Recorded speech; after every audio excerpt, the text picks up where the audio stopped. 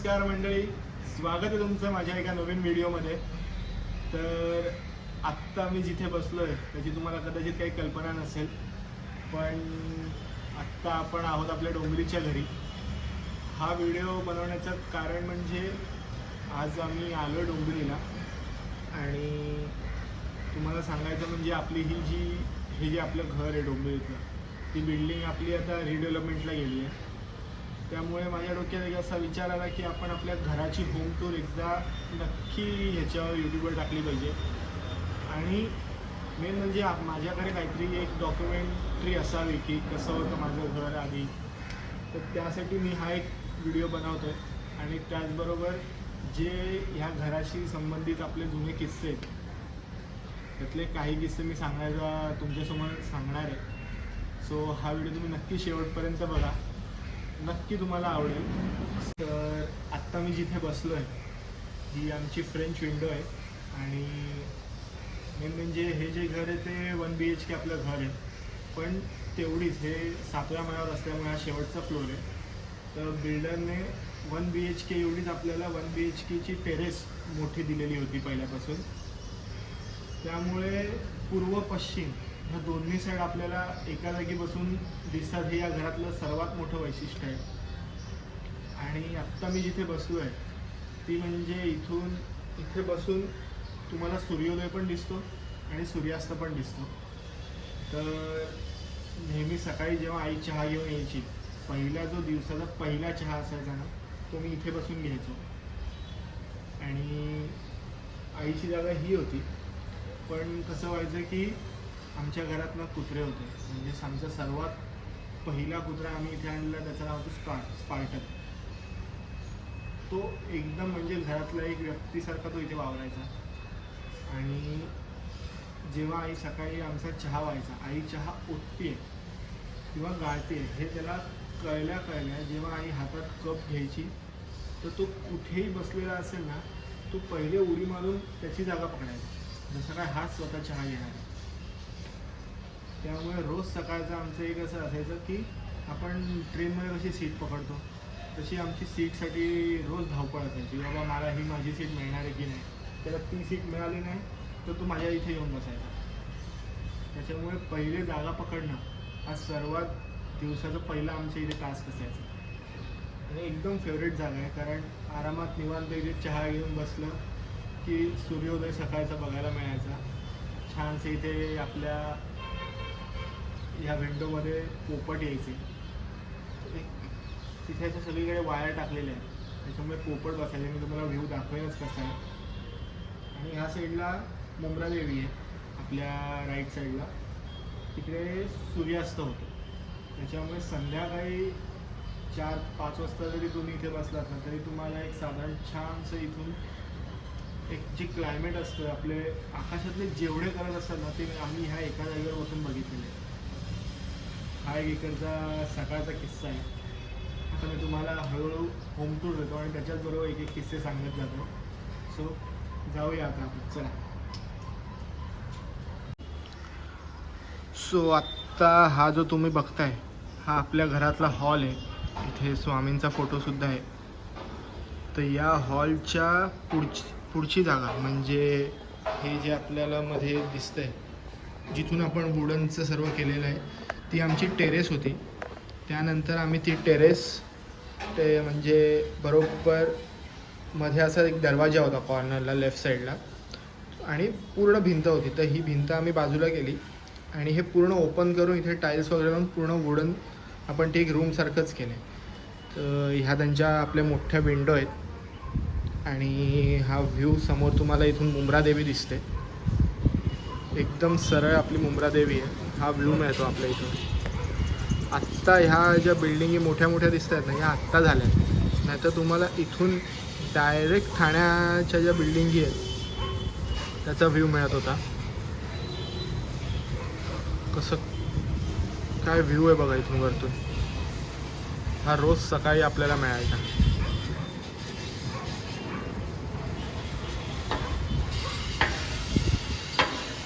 So हे आपण आत्ता टेरेसचं केलेलं होतं आणि हाफ टेरेस आपण अजून तशीच ठेवली आहे. आता सध्या खूप काय काय वर टाक्या वगैरे ठेवल्यात लिकेजमुळे, पण ही आपली अशी टेरेस होती. ही बघा.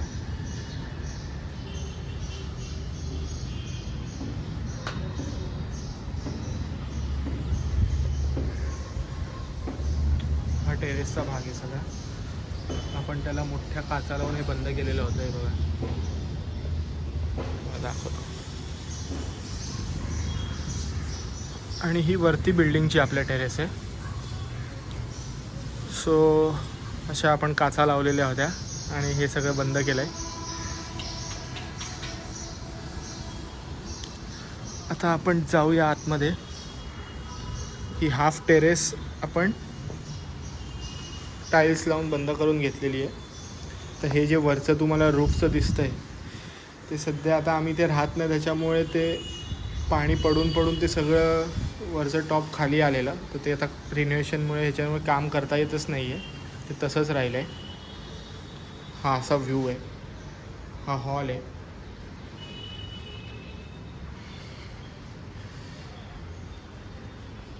या हॉलमध्ये आपल्याकडे शंकर महाराजांचा फोटो आलेला होता. ती एक वेगळी स्टोरी आहे, ती मी तुम्हाला नक्की सांगेन. साधारण 2013 की 14ला आपल्याकडे हा फोटो आला. माणसं फोटो घेतात, पण काही गोष्टी घडल्या आणि आपल्याकडे अननोन व्यक्तीचा फोन आला की तुम्हाला असा एक कोणता तरी फोटो द्यायचा आहे, आम्हाला आदेश आहे की तुम्हाला फोटो द्यायचा आहे. आणि त्या आदेशानुसार हा फोटो आपल्या घरात आलेला आहे.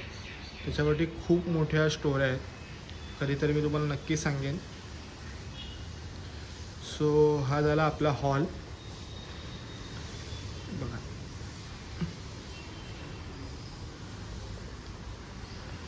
नंतर आपण जातो आहे. आता थोडंसं इकडे तिकडे सामान आहे, ते इग्नोर करा. हे आहे आपलं किचन आणि हा आहे आपलं बेडरूम. सध्या सर्व सामान आता एक एक उचललेलं आहे इथून. आणि हा बेडरूमच्या इथूनचा व्ह्यू आहे. म्हणजे ही पूर्व दिशा. हा समोर तुम्हाला जिथे क्रेन दिसते ना, ही मोठ्या बिल्डिंगच्या बाजूला ही जी क्रेन दिसते आपल्याला, तर त्याच्या पुढे आत्ता दिसत नाही आहे, पण त्याच्याबरोबर समोर हाजी मलंग आहे. आणि ह्या सर्व साईडला इथे सूर्योदय होतो. ही पूर्व दिशा आहे. तर असा काहीसा आपला व्ह्यू मिळतो. आणि मी तुम्हाला दाखवतो की पुढच्या फ्रंट हॉलच्या रूमचा जो व्ह्यू आहे तो मी म्हणत होतो ही बसायची जागा. आणि ह्या साईडने जो काही व्ह्यू मिळतो ना, ही पूर्व दिशा तोच व्ह्यू आहे, पण इकडे बसल्यानंतरचा मी तुम्हाला दाखवतो. ही पूर्वेला सूर्योदय आणि असंच तुम्ही मान वळवली की हा पश्चिमेला सूर्यास्त.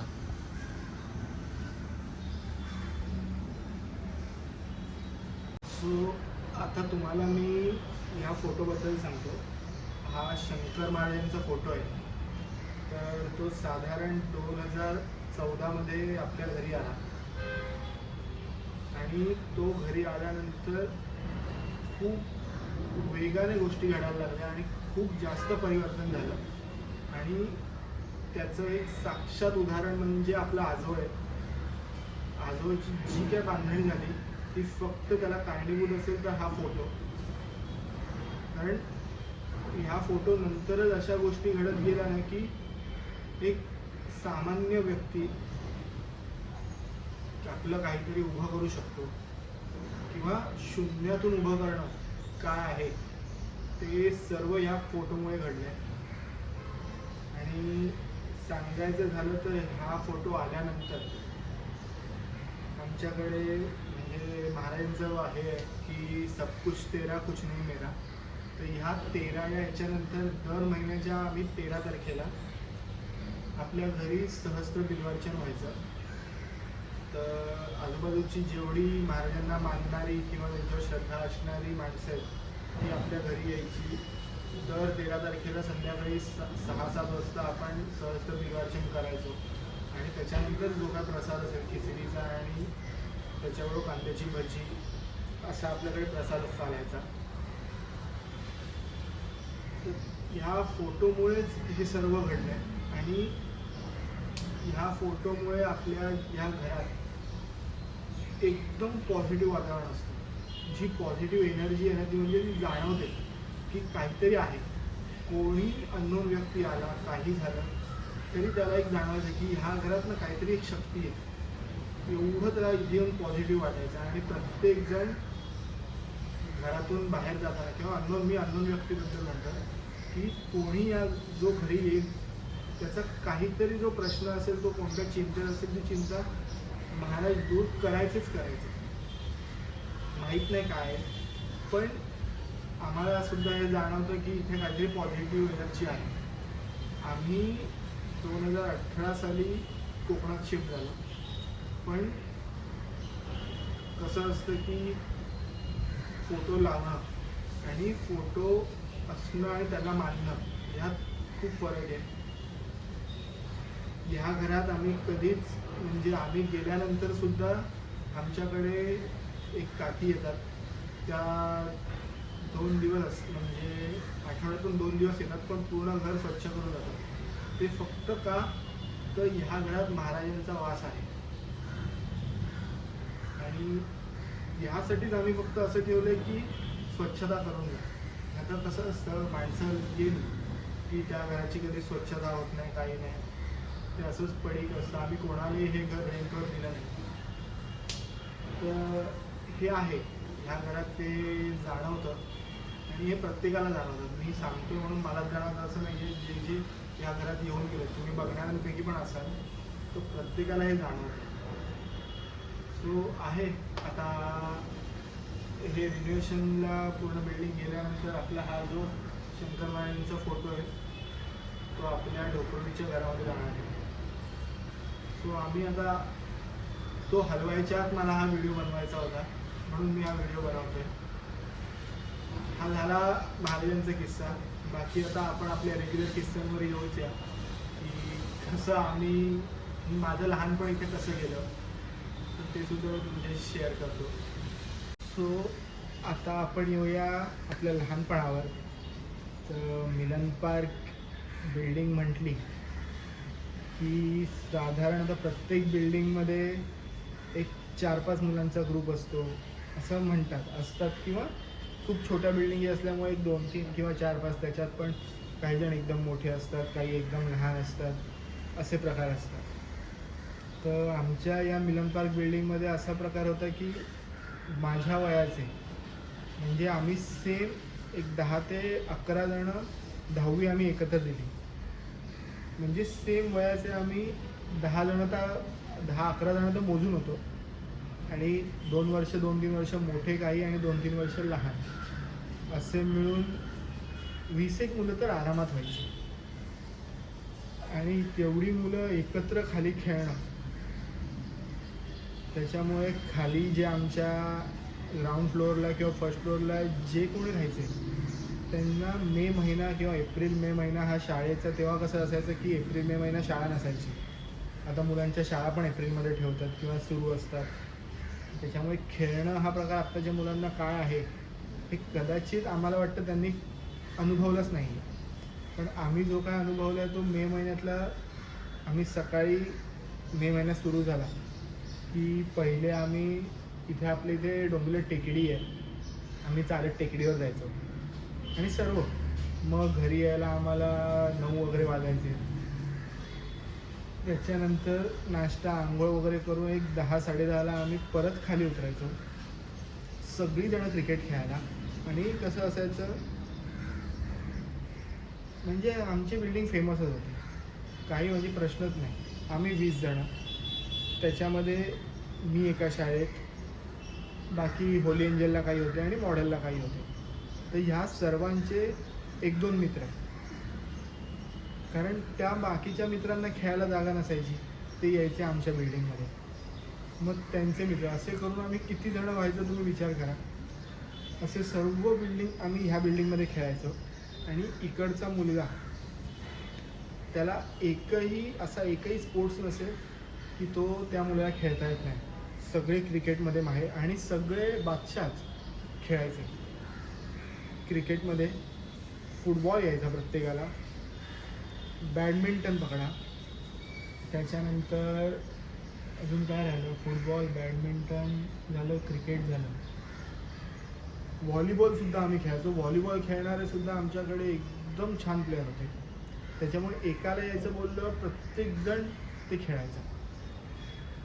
सकाळी क्रिकेट झालं की 1:30 ते 2 वाजता आम्ही घरी जायचो. घरी जायचो म्हणजे काहींचे पालक खाली आईबाबा यायचे, ते त्यांना बोलवायचे, आम्हाला शिव्या घालायचे. मग त्याच्यानंतर ते हकलल्यासारखं कसं असतं तसे आम्ही घरी जायचो. परत संध्याकाळी 5 वाजता सगळी मुलं खाली. ती साधारण आम्ही कधीतरी 7:30 वाजेपर्यंत, जोपर्यंत बॉल दिसतोय क्रिकेटचा तोपर्यंत क्रिकेट खेळायचं. तो बॉल दिसायचा बंद झाला की साधारण मेचा 15 किंवा 20 तारीख आली, आपली शाळा चालू व्हायची जूनच्या 15ला. त्याच्यामुळे मेच्या लास्टला जेव्हा पाऊस सुरू होईल तेव्हा आमचा फुटबॉल निघायचा.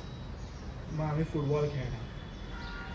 ते झाल्यावर सर्व झाल्यानंतर रात्री 8-8:30 नंतर आमच्या गप्पा सुरू व्हायच्या एका साईडला बसून, की आज असं झालं, तसं झालं, हे केलं, ते केलं, ह्या सर्व गप्पा असायच्या. आणि मग नंतर आम्ही जायचो घरी 9-9:30ला, ते पण हाका मारली आईवडिलांना की आम्ही घरी जायचो. हे प्रत्येकाचं होतं. त्यामुळे आजूबाजूचे, म्हणजे बाजूला एक बंगला आहे, त्याच्यातले आजी आजोबा, खाली ग्राउंड फ्लोअरवरचे आजी आजोबा, हे सतत म्हणजे एक वाया गेलेली मुलं म्हणूनच आम्हाला ओळखायचे आणि ते तसेच आम्हाला शिव्या घालायचे. आम्हीसुद्धा शिव्या खायचो, आम्हीसुद्धा त्यांना बोलायचो. देवाणघेवाण सगळ्या साईडने होती. त्यानंतर रात्री आम्ही फोकस लावून ते नेट आणायचं, ते बांधायचं, बरोबर त्याची हाईट मोजून नेट बांधायचं, फोकस लावायचा, प्रत्येकाकडे रॅकेट. तसे आम्ही खेळायचो बॅडमिंटन. तेव्हा बिल्डिंगमधले जे मोठी माणसं होती तीसुद्धा खाली उतरायची. सो असं सगळं होतं. आता एक आठवतोय, जेवढं आठवतंय तेवढं मी तुम्हाला सांगतोय. बाकी कोणाला आता ज्याला मला कदाचित आठवत नसेल, जे बघत असतील त्यांनी खाली नक्की कमेंट करा की अजून आपण काय काय करायचो. स्टॉप पार्टी, रात्री आम्ही भूत खेळायचो, आम्ही स्टॉप पार्टी खेळायचो, आम्ही चोर पोलीस खेळायचो. चोर पोलीस पण फक्त बिल्डिंगपुरतं मर्यादित नाही. आमची जेवढी अख्खी कॉलनी आहे त्या कॉलनीच्या अख्खा आम्ही चोर पोलीस खेळायचो. आणि लोक एवढी माणसं अशी होती की ते शोधायचं सुद्धा मुलं येऊन. खूप किस्से आहेत, म्हणजे काही सांगण्यासारखे आहेत ते मी तुमच्यासमोर सांगतोय, काही न सांगण्यासारखे आहेत ते मी आतल्या आत माझं हसून घेतोय. सो आहेत असे किस्से. आणि मग त्यानंतर एक 10वी झाली. 10वी नंतर असं असतं ना, ती सगळे मुलं, शाळेतली मुलं भेटतात. आमचा 5-6 जणांचा ग्रुप होता. आम्ही चहा प्यायला जायचो, उठून सतत चहा प्यायला असायचो. आणि मग नंतर मी कॅरम बोर्ड घेतलेला, फुल स्टँड वगैरे होता, सगळ्यांनी स्ट्रायकर घेतले, प्रत्येकाचा स्वतःचा स्ट्रायकर असायचा. असे आम्ही माझ्या घरात इथे टेरेसमध्ये, म्हणजे आत्ता जे तुम्हाला दाखवलं उडून आपण केलं आहे, तिकडे आम्ही शाळेतले मित्र सगळे कॅरम खेळत बसायचो. त्यात मी, गुंडन, राजाराम, ऋषिकेश, कामेश हे सर्व असायचे. हे दुपारच्या वेळेतले कामधंदे हे असायचे आमचे. सो आहेत असे आता भरपूर किस्से आहेत, पण आठवते एवढे कमी आहेत आणि एक आपल्याला लिमिटेड व्हिडिओ टाकायला, त्याच्यामुळे जेवढे आठवतात तेवढेच मी सांगतो तुम्हाला. सो असं हे सर्व आपलं लाईफ होतं. 18 नंतर तर मी शिफ्ट झालो त्याच्यामुळे, आणि प्रत्येकजण कामधंद्याला लागला. आता कोणीच नसतं तसं खाली. पण अजून एक किस्सा तुम्हाला सांगायचा म्हणजे लॉकडाऊन. तर लॉकडाऊनच्या आधीच आम्ही शिफ्ट झालेलो, पण असं काहीतरी झालं आणि मी डोंबिवलीत आलेलो. आणि मार्चमध्ये काहीतरी 12 की 13ला आपला लॉकडाऊन लागला. तर त्याच्या 2 दिवस आधी मी आलेलो आणि लॉकडाऊन अनाऊन्स झालं, सर्व बंद झालं आणि मी इथेच अडकलो. त्याच्यामुळे मार्च, एप्रिल, मे आणि जून हे 4 महिने मी अख्खे लॉकडाऊनच्या घरात काढले एकट्याने. काय नाही, स्वतःचं आजीकडे कधी कधी डबा असायचा, तिकडे जायचो. नंतर मी घरीच करायला लागलो. आणि जसं मुलांना कळलं की मी एकटा आहे घरात, तर लॉकडाऊन पण आम्ही खूप एन्जॉय केला. सगळी मुलं, कोणाच्या घरात कोणी नसेल, पण आपल्या ह्या घरात सगळी मुलं पडलेली असायची. त्यांचं जेवण काय काय, सगळ्या लॉकडाऊनमध्ये एवढ्या पार्ट्या आम्ही या घरात केल्या, खूप पार्ट्या झाल्या. त्याच्यानंतर म्हणजे इथे बसून आम्ही ठरवायचो आज हे करायचं आहे. मग बिर्याणी केली आम्ही तुमचे रोल केले, सगळे सँडविचेस केले. खूप म्हणजे लॉकडाऊन पण आम्ही सोडलं नाही, लॉकडाऊन पण आम्ही गाजवलं. सो आहेत किस्से. बघू आता, जेवढे सांगता येत आहेत, जेवढे आठवत आहेत तेवढे आपण सांगायचा प्रयत्न करतो आहे. बाकी हा व्हिडिओ कसा वाटतो हे नक्की मला कमेंटमध्ये सांगा. जे लहानपणीचे मित्र माझे बघतात त्यांनी प्लीज खाली नक्की कमेंट करा की आपण असं असं केलं आहे. सांगण्यासारखं असेल तेच करा. आणि बाकी छान आहे. तुम्हाला कसा वाटतोय व्हिडिओ, ही होम टूर तुम्हाला नक्की आवडते का मला सांगा. आणि मेन म्हणजे चॅनलला सबस्क्राईब करायला विसरू नका. प्लीज चॅनलला सबस्क्राईब करा. खूप जण व्हिडिओ बघतायत पण सबस्क्राईब करत नाही आहेत. सो प्लीज सबस्क्राईब करा आणि कमेंट करा. भेटूया आपण पुढच्या व्हिडिओमध्ये. तोपर्यंत bye bye, see you soon.